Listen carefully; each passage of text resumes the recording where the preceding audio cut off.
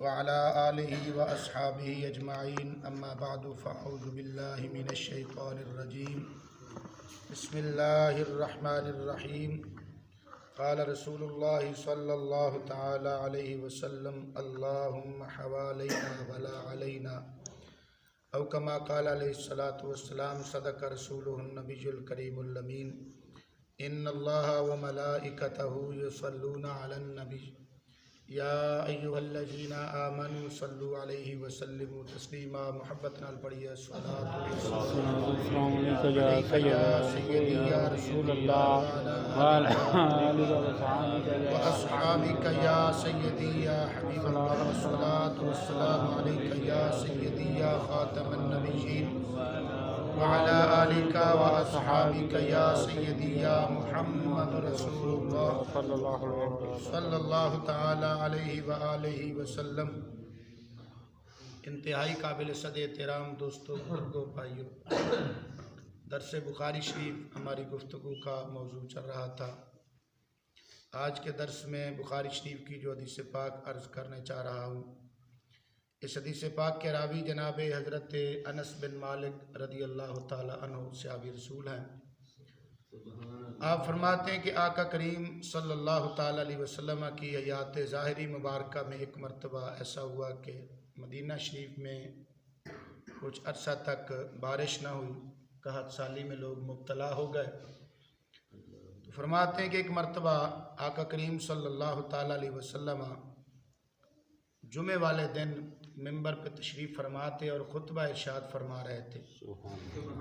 ایک شخص کھڑا ہوا تو کہنے لگا یا رسول اللہ صلی اللہ تعالی علیہ وسلم ہلاک المال وجاع العیال، یا رسول اللہ ہمارا مال ہلاک ہو گیا اور ہمارے بچے بھوکے رہ گئے۔ یعنی کہ قحط سالی تھی نا، تو بارش نہ ہوئی اور سبزہ بھی نہ ہوگا تو جانور بھی بھوکے ہیں، جانور بھی بھوکے، اور ظاہر ہے جانور چارہ کھائیں گے تو دودھ دیں گے۔ تو اس وجہ سے کہنے لگا ہمارا مال بھی ہلاک ہو گیا اور ہمارے بچے بھی بھوکے مر گئے، یا رسول اللہ مہربانی فرمائیں ادعو اللہ لنا، یا رسول اللہ ہمارے لیے دعا فرمائیے۔ بارش نہیں ہوئی تو صحابہ کرام نے کیا کیا، میرے آقا کریم صلی اللہ علیہ وسلم کی بارگاہ میں دعا کی درخواست پیش کی۔ ایسا کیوں نہیں کیا، صحابہ خود دعا کر دیتے، وہ بھی تو اللہ تعالیٰ کی بارگاہ میں بڑے مقام والے تھے۔ ویسے بھی اللہ تعالیٰ قرآن پاک میں ارشاد فرماتا ہے اجیب دعوت الداعی اذا دعان، دعا کرنے والا جب بھی دعا کرتا ہے میں اس کی دعا کو قبول فرماتا ہوں۔ تو صحابہ خود دعا کر دیتے، ایسا نہیں کیا، بلکہ کہاں گئے، بارگاہ مصطفیٰ صلی اللہ علیہ وسلم عرض کیا، تو بارگاہ مصطفیٰ میں عرض کیا، کیونکہ ان کو بھی پتا تھا کہ جو اللہ کے ہاں قبولیت ہوتی ہے وہ اسی در سے ہوتی ہے۔ میرے اعلیٰ حضرت عظیم البرکت مجدد دین و ملت الشاہ امام احمد رضا خان فاضل بریلوی رحمۃ اللہ تعالی علیہ، آپ فرماتے ہیں بخدا خدا کا یہی ہے در، بخدا یعنی خدا کی قسم، اللہ کی قسم ہے، اللہ کی قسم ہے، اللہ کا جو دروازہ ہے وہ در مصطفیٰ صلی اللہ علیہ وسلم ہے۔ بخدا خدا کا یہی ہے در، نہیں کوئی اور مفر مقر، جو وہاں سے ہو یہیں آ کے ہو، جو یہاں نہیں تو وہاں نہیں۔ یعنی جو بات اللہ کی بارگاہ سے قبولیت کے درجے کو پہنچتی ہے تو اس کی منظوری اور اس کا اظہار در مصطفیٰ صلی اللہ علیہ وسلم سے، بارگاہ مصطفیٰ صلی اللہ علیہ وسلم سے ہوتا ہے۔ اور جو بارگاہ مصطفیٰ سے بات رد ہو جائے وہ کبھی اللہ کی بارگاہ سے بھی قبول ہو سکتی نہیں۔ تو بہرحال صحابہ کرام نے بارگاہ مصطفیٰ صلی اللہ علیہ وسلم میں یہ بات عرض کی۔ آگے میرے آقا کریم صلی اللہ علیہ وسلم نے بھی یہ نہیں فرمایا کہ تم خود دعا کر لو، اللہ تعالیٰ تو ہر ایک کی سنتا ہے۔ جیسے آج کل ہمیں یہ کہا جاتا ہے بھائی تم یہ درباروں پہ کیا لینے جاتے ہو، اللہ والوں کی بارگاہ میں کیوں جاتے ہو، وہاں جا کر دعائیں کرتے ہو، تم یہیں بیٹھ کر گھر میں بیٹھ کے کر لو، مسجد میں کر لو، تمہاری بھی تو اللہ سنتا ہے، یہی کہتے ہیں نا۔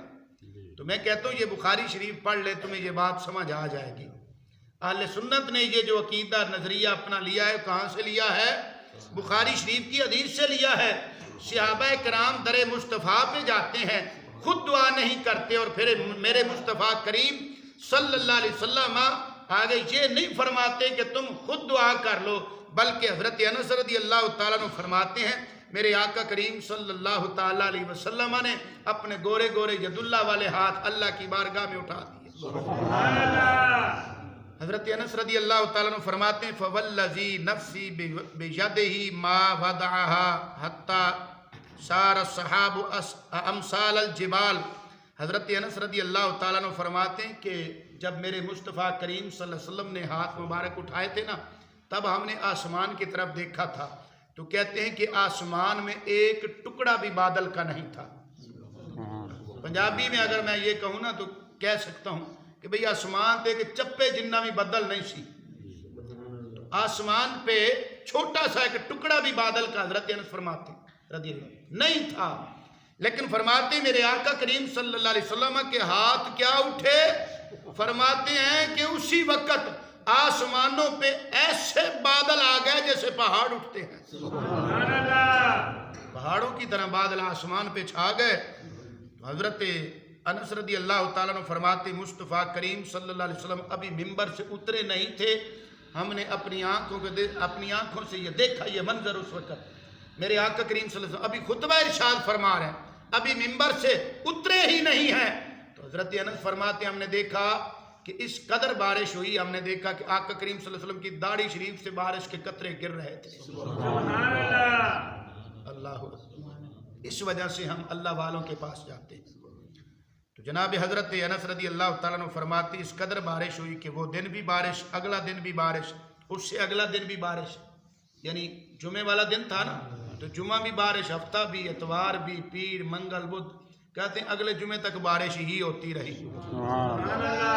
کیونکہ میرے آقا کریم صلی اللہ علیہ وسلم نے اب ہاتھ اٹھائے نا، تو میرے نبی صلی اللہ علیہ وسلم صرف انسانوں کے نبی نہیں نا، صرف انسانوں کے نبی نہیں بلکہ میرے مصطفیٰ تو انسانوں کے بھی نبی ہیں، باقی ساری مخلوق کے بھی نبی ہیں، میرے مصطفیٰ چاند کے بھی نبی ہیں، سورج کے بھی نبی ہیں، بادل کے بھی نبی ہیں۔ اب بادل کو میرے مصطفیٰ نے حکم فرما دیا ہے، اب منع کریں گے تو وہ رکے گا، پہلے کیسے رک جائے گا؟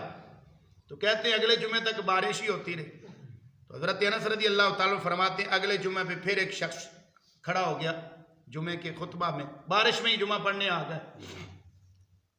اب تو یہ کہتے ہیں نا کہ بارش ہو جائے تو بس گھر میں پڑھ لو نماز، ہلکی پھلکی بارش ہو جائے نا تو کہتے ہیں گھر میں نماز پڑھ لو، کیا ضرورت ہے، یہ تو فرضی نماز نہیں کہتے ہیں، گھر میں پڑھ لو۔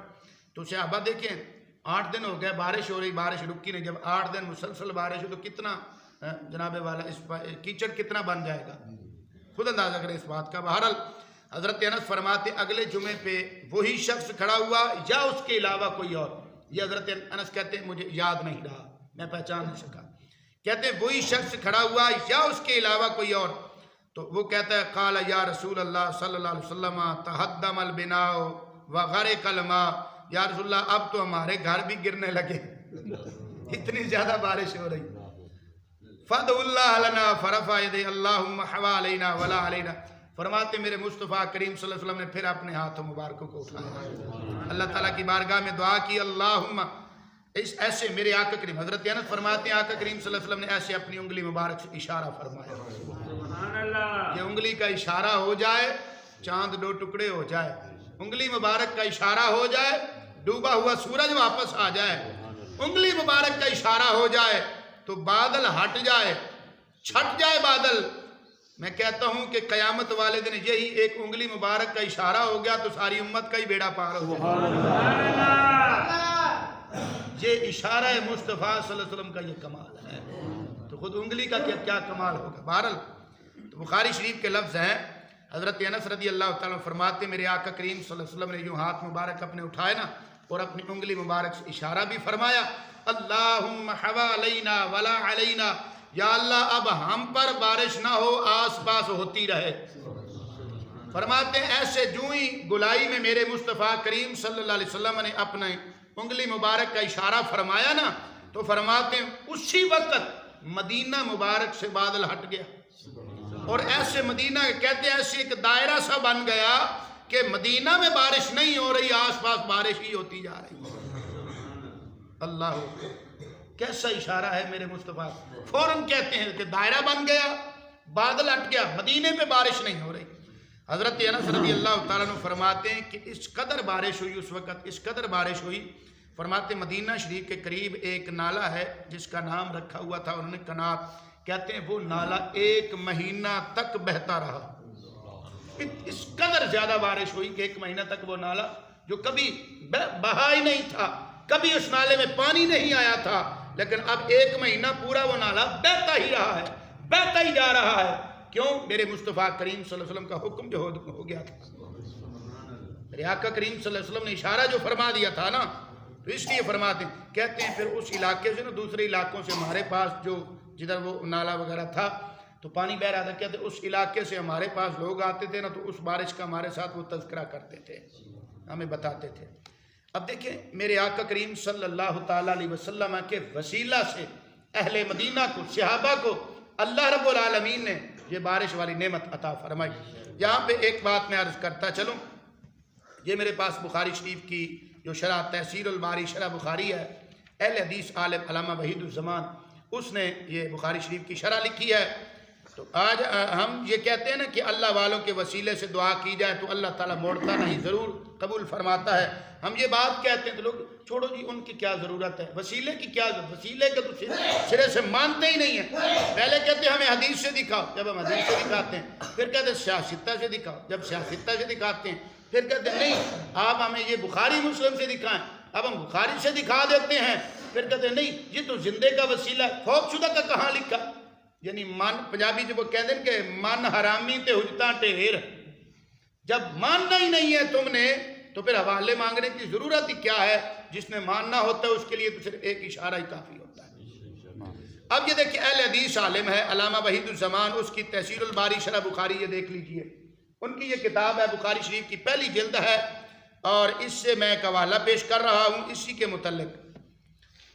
فرماتے ہیں لکھتے ہیں کہتے ہیں کہ سمرقند ایک علاقہ ہے، وہاں پہ کافی عرصہ تک بارش نہ ہوئی ایک مرتبہ اور قحط پڑ گیا، تو کہتے ہیں کہ لوگوں نے وہاں پہ کئی بار دعا بھی کی، نماز استسقاء جو بارش کے لیے نماز پڑھی جاتی وہ بھی پڑھی، لیکن پھر بھی بارش ہوئی۔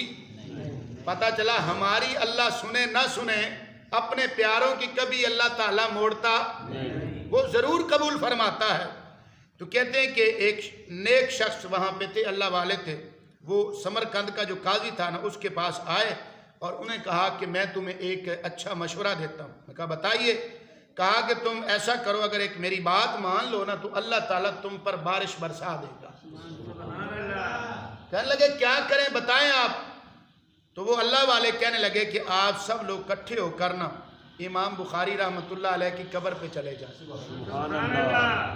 یہ اہل حدیث عالم کہہ رہا ہے، ہمیں کہتے ہیں قبروں پہ جانا کہاں لکھا ہے؟ یہ انہی کی بخاری ہے، اس کا ترجمہ ہے، یہ دیکھیے سبحان اللہ۔ قبروں پہ جانا کہاں لکھا ہے بھائی؟ یہ قبروں پہ تم جاتے ہو، دعائیں کرتے ہو، ان کا وسیلہ پیش کرتے ہو اللہ کی بارگاہ میں، یہ کہاں لکھا ہے؟ یہ ان کی کتاب ہے۔ کہتا ہے کہ اللہ والوں نے کہا اگر میری بات مان لو، امام بخاری کی قبر پہ چلے جاؤ، وہاں جا کر امام بخاری کے وسیلہ سے دعا کر لو، اللہ تعالیٰ تمہاری دعا ضرور قبول فرمائے گا۔ کہتے ہیں کہ یہ سن کر قاضی نے کہا تمہاری رائے بہت خوب ہے، اور قاضی صاحب سب لوگوں کو ساتھ لے کر امام بخاری کی قبر پر گیا، اور لوگ وہاں روئے اور صاحب قبر کے وسیلے سے پانی مانگا، وسیلے سے قبر والے کے، یعنی امام بخاری کی قبر مبارک پہ جا کر امام بخاری کے وسیلے سے انہوں نے اللہ سے کیا مانگا؟ پانی مانگا، بارش مانگی۔ کہتے ہیں اللہ تعالیٰ نے اسی وقت، دیر ہی نہیں لگی، یہ نہیں کیا کہ کل ہوگی بارش، یہ نہیں کہا کل ہوگی، اگلے دن ہوگی، ہفتہ بعد، 15 دن بعد، کہتا ہے یہ لفظ لکھے ہیں، کہتا ہے اللہ تعالیٰ نے اسی وقت شدت کا پانی برسانا شروع کیا، یہاں تک کہ شدت کی بارش سے 7 روز تک لوگ خرتنگ سے نکل نہ سکے۔ خرتنگ وہ علاقہ ہے وہاں پہ، کہتے اتنی بارش ہوئی کہ 7 دن تک لوگ گھروں سے نکل ہی نہیں سکے۔ یہ کون سا کمال تھا؟ یہ وسیلے کا کمال ہے جس کو تم مانتے نہیں ہو۔ تمہارے بڑوں نے اپنی کتابوں میں یہ باتیں لکھی ہیں، لیکن چھوٹے ماننے کے لیے تیار ہی نہیں ہیں۔ یار ہماری نہیں مانتے تم، نہ مانو، اپنے بابوں کی تو مان لو نا۔ اپنے بزرگوں کی مان لو. ہمیں بات بات پہ کہتے ہو کہاں لکھا ہے وسیلہ, کہاں لکھا ہے, یہ دکھاؤ, وہاں سے دکھاؤ, وہاں سے دکھاؤ. یار یہ اپنی پڑھ لو کتاب. تو اس واقعے سے کیا ثابت ہوا؟ قبر پہ جانا بھی ثابت, دعا مانگنا بھی ثابت, وسیلہ بھی ثابت, پھر بارش کا آنا بھی ثابت. دسو پیچھے کی رہ گیا ہے؟ پیچھے کی گیا ہے. سب کچھ جب تمہاری کتابوں سے ثابت ہو چکا ہے. ایک مرتبہ میرے پاس نا بچکوٹ سے قاری صاحب, ہمارے دوست ہے قاری شہباز صاحب, یہ میری ریکارڈنگ ہو رہی ہے, کوئی بندہ جا کے ان سے تصدیق بھی کر سکتا ہے, اور ایک قاری رمضان صاحب, قاری ابراہیم صاحب, یہ تینوں حضرات وہاں سے میرے پاس آئے. تو وہاں پہ نا ڈچکوٹ میں کچھ دوست ہے, تو وہ وسیلے کو مانتے نہیں تھے, وہ اہل حدیث مذہب کے تھے. کہتے ہیں یہ وسیلے کو مانتے نہیں ہیں تو آپ ان کو مطمئن کریں, کوئی ان کو حوالے دیں ان کو, تاکہ یہ مان جائیں. مجھ پہ بات کی, انہوں نے فون پہ میرے ساتھ بات کی, تو میں نے کہا ٹھیک ہے ان کو لے آؤ میرے پاس. خیر وہ 4-5 حضرات میرے پاس آ گئے. یہاں پہ میں نے ان کو دلیلیں دی. پہلے یہ تم ہمیں دکھاؤ کہاں لکھا. میں نے جب دکھا, نہیں ہمیں حدیث سے دکھاؤ. میں نے حدیث بھی دکھا دی. نہیں یہ حدیث ضعیف ہے, حالانکہ ان کے اپنے عالم شیخ البانی نے اس حدیث کو صحیح لکھا ہے. نہیں ہم یہ نہیں مانتے, آپ ہمیں سیاستہ سے دکھائیں, آپ ہمیں دیکھیں نا. آ گیا بھائی, یہ کیا عقیدہ ہوا کہ جو ایک منٹ کے بعد بدلتا ہے. عقیدہ رکھو تو سنیوں والا رکھو. سبحان اللہ. جس بات پہ ڈٹ گئے تو ڈٹ گئے, بس وہی ہمارا فیصلہ ہوتا ہے. یہ نہیں کہ 1 منٹ کے بعد تم یہاں سے دکھاؤ, وہاں سے دکھاؤ, نہیں اب تم یہاں سے دکھاؤ. خیر بات کرتے کرتے یہاں تک بات پہنچی. میں نے کہا یار تم کوئی بات نہیں نہ مانتے, میں تمہیں قرآن سے وسیلہ دکھاتا ہوں. سبحان اللہ. میں تمہیں قرآن سے دکھاتا ہوں. کہنے لگا قرآن سے دکھا دیں گے. میں نے کہا بالکل قرآن سے دکھاتا ہوں. کہنے لگا دکھاؤ. میں نے کہا آپ پہلے مجھے یہ بتاؤ کہ تم کون سا ترجمہ مانتے ہو, کیونکہ جب میں نے دکھانا ہے نا, تم نے کہنا ہم یہ ترجمہ نہیں مانتے, وہ مانتے ہیں, وہ نہیں مانتے, یہ نہیں مانتے. تم یہ بتاؤ کون سا ترجمہ مانو گے. کہنے لگے کہ جو تمہارے ہیں بریلویوں کے احمد رضا ہیں, ان کا ترجمہ ہم پڑھتے ہیں, اس سے آپ ہمیں دکھا دیں. میں نے کہا ٹھیک ہے, یہ تو بہت اچھی بات ہوئی, آپ مانتے ہیں. تو اعلیٰ حضرت امام احمد رضا خان بریلوی رحمۃ اللہ علیہ کی طرف ان کا اشارہ تھا. تو میں نے کنز الایمان جو آپ کا ترجمہ ہے وہ سامنے رکھا. پہلا پارہ سورہ بقرہ ہے, قرآن پاک کی آیت مبارکہ. اللہ تعالیٰ فرماتے وَكَانُوا مِن قَبْلُ يَسْتَفْتِحُونَ عَلَى الَّذِينَ كَفَرُوا. قرآن پاک کی یہ آیت مبارکہ کا حصہ ہے. اللہ تعالیٰ ارشاد فرماتے ابھی مصطفیٰ کریم صلی اللہ علیہ وسلم اس دنیا میں تشریف بھی نہیں لائے تھے, آپ کی ولادت پاک بھی ابھی نہیں ہوئی تھی. تو جو کافر لوگ تھے نا, پہلے دور کے کافر لوگ, جب وہ یعنی اہل کتاب یہودی اور جو عیسائی لوگ جب کسی کافر کے ساتھ جنگ لڑتے تھے نا, تو اللہ تعالیٰ کی بارگاہ میں مصطفیٰ کریم کا وسیلہ پیش کرتے, اللہ ان کو فتح عطا فرماتے. سبحان اللہ. یعنی حضور صلی اللہ علیہ وسلم, یہ آیت مبارکہ کا ترجمہ ہے.